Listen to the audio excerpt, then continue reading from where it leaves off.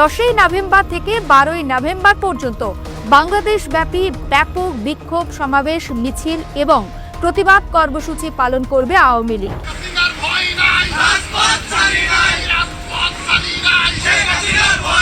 13ই November ঢাকাকে নরক বানানোর ষড়যন্ত্র আওয়ামী লীগের।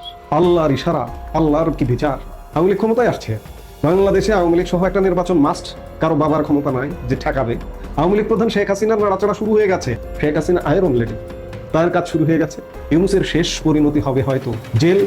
পালিয়ে যেতে পারবে কিনা। মার্কিন প্রশাসন কি সত্যি ইউনূসকে লেজ দেখাচ্ছে? ইউনূস এখন চারদিক থেকে চাপে। শোনা যাচ্ছে তিন বাহিনীর প্রধান পর্যন্ত গোপনে গিয়ে তাকে স্পষ্ট বার্তা দিয়ে এসেছেন, সময় শেষ, তারা আর তার পক্ষে নেই, তাকে যেতে হবে।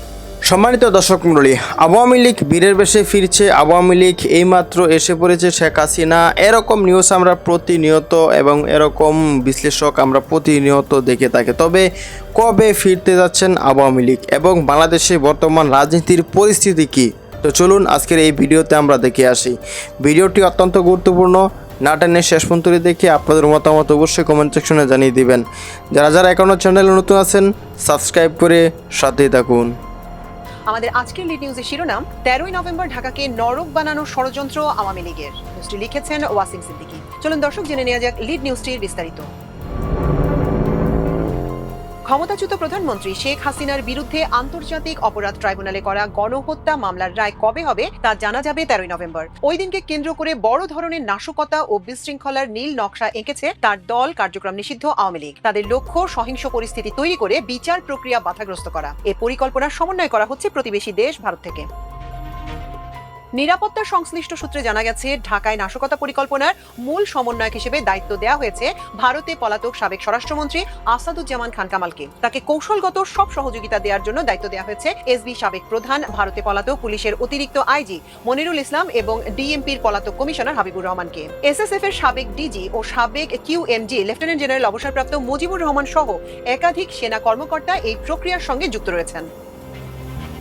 সূত্র আরও জানায়, তাদের সঙ্গে সমন্বয় করে ঢাকায় অস্থিরতা তৈরির মিশন বাস্তবায়নের প্রস্তুতি নিচ্ছে পলাতক সাবেক ছাত্রলীগ সভাপতি লিয়াকত শিকদার, গাজীপুরের সাবেক মেয়র জাহাঙ্গীর আলম এবং যুবলীগ নেতা ইসমাইল চৌধুরী সম্রাট ওরফে ক্যাসিনো সম্রাট। এর লক্ষ্যে দেশের প্রত্যন্ত অঞ্চল থেকে বাছাইকৃত নেতাকর্মীদের ঢাকায় আনা হচ্ছে।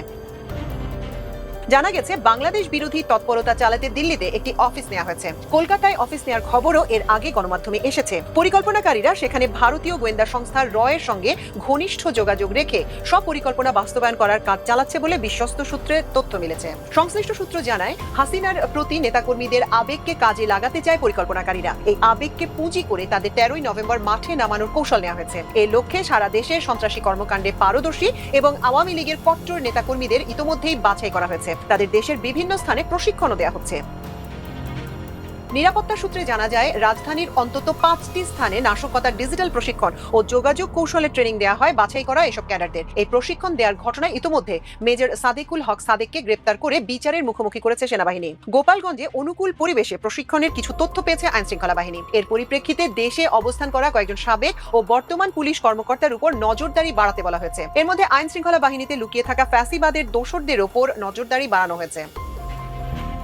আইনশৃঙ্খলা বাহিনীর সদস্যদের সঙ্গে কথা বলে জানা যায়, নাশকতায় আওয়ামী লীগ অবৈধ অস্ত্র ব্যবহারের ভয়ঙ্কর পরিকল্পনা করছে। গত মাসে ঢাকায় বিমানবন্দর রেল স্টেশন এলাকায় অস্ত্রের একটি চালান আটক করে সেনাবাহিনীর স্বতন্ত্র 46 ব্রিগেড। আশঙ্কা করা হচ্ছে এমন আরও 4টি অস্ত্রের চালান দেশে ঢুকতে পারে। পাশাপাশি 2024 সালের 5 আগস্ট দেশের বিভিন্ন থানা, পুলিশ ফাঁড়ি ও পুলিশ লাইন্স থেকে খোয়া যাওয়া অস্ত্রগুলো ব্যবহার হতে পারে বলেও আশঙ্কা করা হচ্ছে। এমনকি আওয়ামী আমলে দলীয় বিবেচনায় মুজিববাদীদের যেসব অস্ত্রের লাইসেন্স দেওয়া হয়েছে সেগুলো এখনো জমা দেওয়া হয়নি। সেগুলো ব্যবহার নিয়ে শঙ্কা উড়িয়ে দেওয়া যাচ্ছে না। অন্তর্বর্তী সরকার লাইসেন্স করা অস্ত্রগুলো জমা দেওয়ার নির্দেশনা জারি করে, কিন্তু সর্বশেষ জানা গেছে সব অস্ত্র জমা পড়েনি।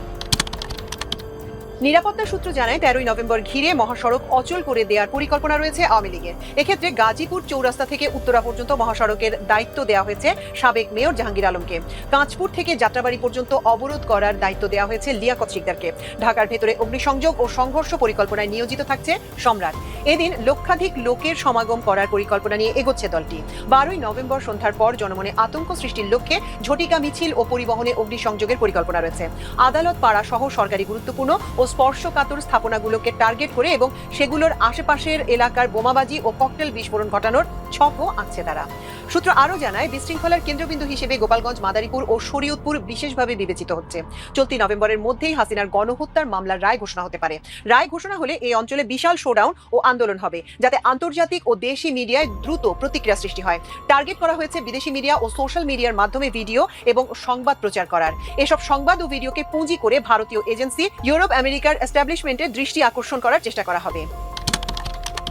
অন্তর্বর্তীকালীন সরকারকে ব্যর্থ হিসেবে প্রমাণ করার জন্য বহু চেষ্টা করা হয়েছে গত এক বছরে, যার প্রায় সবই বিফলে গেছে বলে মত সংশ্লিষ্টদের। এখন হাসিনার রায় ঘোষণাকে কেন্দ্র করে বিশৃঙ্খলা করতে চাইছে আওয়ামী লীগ। এই অবস্থায় আপাতত সেনাবাহিনীর সদস্যদের মাঠ থেকে তুলে না নিতে নিরাপত্তা সংশ্লিষ্ট সংস্থাগুলো থেকে সরকারের উচ্চ পর্যায়ে সুপারিশ করা হয়েছে।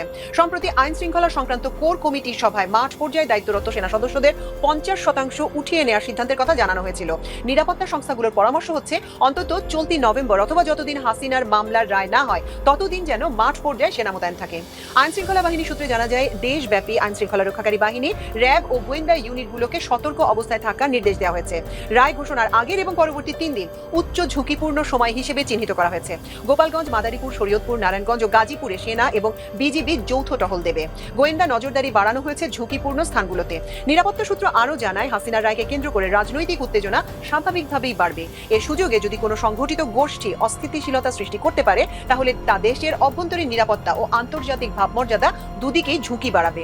সরকারের ভেতরে কিছু অসন্তুষ্ট অংশ বা বাহিনী যদি সক্রিয় হয়, তাহলে পরিস্থিতি আরও জটিল হয়ে উঠতে পারে। গত কয়েকটি চেষ্টা সফল না হয় এবার এই রায়ের সময়কে নির্বাচন করা হয়েছে বলে মনে করা হচ্ছে। নিরাপত্তা বিশ্লেষক লেফটেন্যান্ট কর্নেল অবসরপ্রাপ্ত দিদারুল আলম আমার দেশকে বলেন, দেশের ভেতর থেকে হোক বা বাইরে থেকে নাশকতা ও বিশৃঙ্খলার অপচেষ্টা হতে পারে। আইন শৃঙ্খলা বাহিনীকে সব ধরনের নাশকতার চেষ্টা জনগণকে সঙ্গে নিয়ে মোকাবেলা করতে হবে। এ ধরনের কর্মকাণ্ড আগামী নির্বাচন বানচালের অপচেষ্টাও হতে পারে। এ বিষয়ে পুলিশের সদর দপ্তরের সহকারী মহাপরিদর্শক AHM সাদাত হোসেন আমার দেশকে বলেন, আইন শৃঙ্খলা পরিস্থিতি ঠিক রাখতে প্রয়োজনীয় নজরদারি ও আগাম তথ্যের ভিত্তিতে গোয়েন্দা তৎপরতা আছে। অবৈধ কর্মকাণ্ড, নাশকতা বা সংঘর্ষের চেষ্টা হলে তাৎক্ষণিক আইনগত ব্যবস্থা নেওয়া হবে। আল্লাহর ইশারা, আল্লাহর কি বিচার, পারলো না। আওয়ামী লীগ ক্ষমতায় আসছে, বাংলাদেশে আওয়ামী লীগ সহ একটা নির্বাচন মাস্ট। কারো বাবার ক্ষমতা নাই যে ঠেকাবে। শুনতে পাচ্ছেন চারিদিকে আলামত। আওয়ামী লীগ প্রধান শেখ হাসিনার নাড়াচড়া শুরু হয়ে গেছে। গণমাধ্যমে একের পর এক সাক্ষাৎকার বের হচ্ছে, একদিনে 3টা বেরিয়েছে। আজকে ব্রিটিশ ম্যাগাজিন, প্রভাবশালী ম্যাগাজিন দ্য উইকে প্রচ্ছদ প্রতিবেদন হয়েছেন শেখ হাসিনা, এবং এই ম্যাগাজিনটি মার্কিন যুক্তরাষ্ট্র থেকেও প্রকাশিত হয়, মার্কিন যুক্তরাষ্ট্র ভার্সনও প্রকাশিত হয়। যে কোনো দিন দেখবেন যে শেখ হাসিনা, আমি গতকালকের ভিডিওতেও বলেছি, আজকেও বলছি, শেখ হাসিনা সরাসরি আপনি দেখতে পাচ্ছেন যে কথা বলছেন, গণমাধ্যমে সাক্ষাৎকার দিচ্ছে, যে কোনো সময় এটা হবে। আর প্রিন্ট ভার্সনে তো প্রতিনিয়ত আসবেনই, চালু হয়ে গেছে। রীতিমতো ভারত সরকার প্রমোট করছে, এখানে আর রাগ ঢাকের কিছু নেই। এবং দেশের রাজনীতিতে কেমন শুরু হয়ে গেছে দেখেন, আওয়ামী লীগকে স্পেস দেবার সকল প্রচেষ্টা চাপে পড়ে দেখুন সেনাবাহিনী উঠে গেছে। এগুলো তো পুরনো খবর, দুদিন আগের, আরো দুদিন আগের খবর, একদিন আগের খবর। সেনাবাহিনী অলরেডি 50% উঠে গেছে। কেন? আওয়ামী লীগের কর্মসূচি যখন আসতেছে, তখন এই যে রায় দেবে শেখ হাসিনার বিরুদ্ধে, রায় দেবে আইসিটি,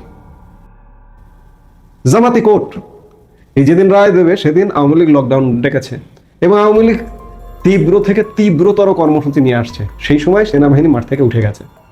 পুলিশ শক্তিহীন, পুলিশ আজ পর্যন্ত দাঁড়াতে পারেনি, প্রশাসন দাঁড়াতে পারেনি, কেউ দাঁড়াতে পারেনি। কারা ঠেকাবে? বিএনপি জামাত আওয়ামী লীগকে ঠেকা দেবে? মুখোমুখি হবে। আগে হয়েছে না? ভয়ের কিছু নেই। আওয়ামী লীগকে স্পেস দেওয়ার যারা আওয়ামী লীগ করেন, ভাই আপনাদের ভয়ের কিছু নেই। নেত্রী শেখ হাসিনা প্রতিনিয়ত তিনি ক্ষমতায় থাকতে এই দেশটাকে যেভাবে সুরক্ষা দিয়ে রেখেছিলেন, আমরা একটা আঁচড় পাইনি। কি দৃঢ়তার সাথে দেশটা চালিয়েছেন। মার্কিন রাষ্ট্রদূত পর্যন্ত শেখ হাসিনার সাক্ষাৎও পায়নি, এমন হয়েছে। আপনাদের মনে আছে না? শেখ হাসিনা আয়রন লেডি, তার কাজ শুরু হয়ে গেছে। দেশে আওয়ামী লীগকে স্পেস দেবার কাজ শুরু হয়ে গেছে। আজকের লেটেস্ট খবর, এই অন্যায়ভাবে কয়েকজন মানুষকে অ্যারেস্ট করা হয়েছিল। সম্মানিত দর্শক মণ্ডলী, আশা করি সম্পূর্ণ ভিডিওটি দেখলেন এবং আজকের এই ভিডিও সম্বন্ধে আপনাদের মতামত অবশ্যই কমেন্ট সেকশনে জানিয়ে দিবেন। দেখা হচ্ছে পরবর্তী ভিডিওতে। আসসালামু আলাইকুম।